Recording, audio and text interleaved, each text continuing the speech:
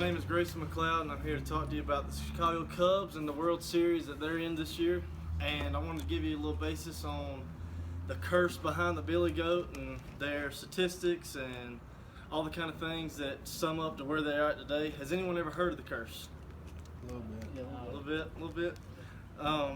Well, to start off, the curse started on October 6, 1945, when a man named Billy Saintis brought his Billy Goat to the game kind of as a sponsorship for his bar, the Billy Goat Bar. And so the story goes that he was coming up to the game. He had his two tickets, one for him and one for his Billy Goat.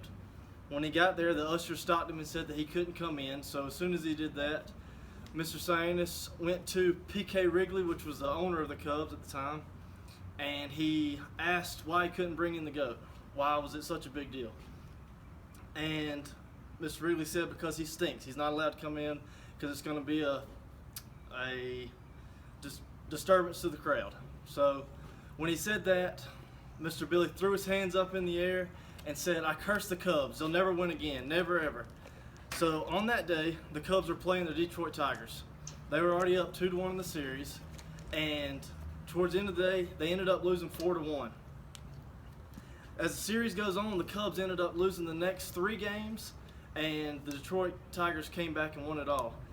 And the story goes that Mr. Saintis sent a telegram to Mr. Wrigley and said, "Who stinks now?" And since then, the Cubs have had one of the worst records in all of National League Baseball, even in entire baseball. They've had losing records for 71 years now. I just want to show you, this is the goat. This is Mr. Billy. I'll pass that around to let y'all kind of look at that. That is the goat that he owned, and they said they wouldn't let him come in. So after that, after he first said the Cubs aren't going to win, there's two times since then that's kind of really set the curse in stone. One was in 69, sorry. The Cubs were up. They were leading the division in September. They were top of the polls. And they went into the game facing the Mets. They were already up, and at the very beginning of the game, or not at the very beginning, but during the course of the game, a black cat got onto the field and crossed in front of the dugout. And as you see here, here's another picture. You can pass that around if you want to look at that. The cat crossed the dugout, and then after that game they lost, and they went on to not even make it to the playoffs. And the last part I want to talk to you about was in 2003. The Cubs were facing the Florida Marlins, and they were in game 4. Game 4. They were up 3-0. Or they were up 3-0 in the series. Then in the 8th inning, they were 5 outs away from winning Game 4 to win the World Series. To win the National League Championship. In the 8th inning, there was a foul ball hit into left field, and a fan member named Steve Bartman reached over and tipped the ball and made it where Moises Alou was not able to catch it. After that happened, they ended up losing that game. The Marlins rallied. They lost that game, and then ended up losing the rest of the next 3 games for the Marlins to be able to go into the National League Championship or the World Series.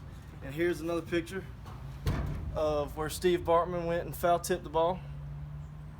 And y'all can pass that around. So that's really what set the Cubs in stone with their bad curse. So the last time they ever won a World Series was in 1908. It's 2016. It's been 108 years since they've ever won a World Series. It's been 71 years since they even went to the World Series, which was in 1945. Since 1945, they have had 48 losing seasons, 2 seasons where they've tied, and the rest where they won. So 50 years out of 71, they lost or either had tying records. This past year, has probably been one of their best years so far. Their record at the end of the year was 103-58, and mostly because of that, they had a few good pickups, key players that played every single day. They had good averages. They led the team. They had solid pitching, and this year, what kind of closed it off and really solidified them to be a winning team, they got a closing pitcher by the name of Aroldis Chapman, and since then, they have been able to score runs and stop other teams from scoring in late innings because of good pitching. This year may be the year that they win it all. Now they're in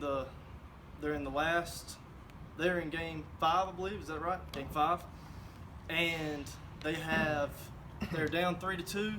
They have one more game to win to tie it up, and hopefully, if they can, one more win to win it all and to stop the curse for good.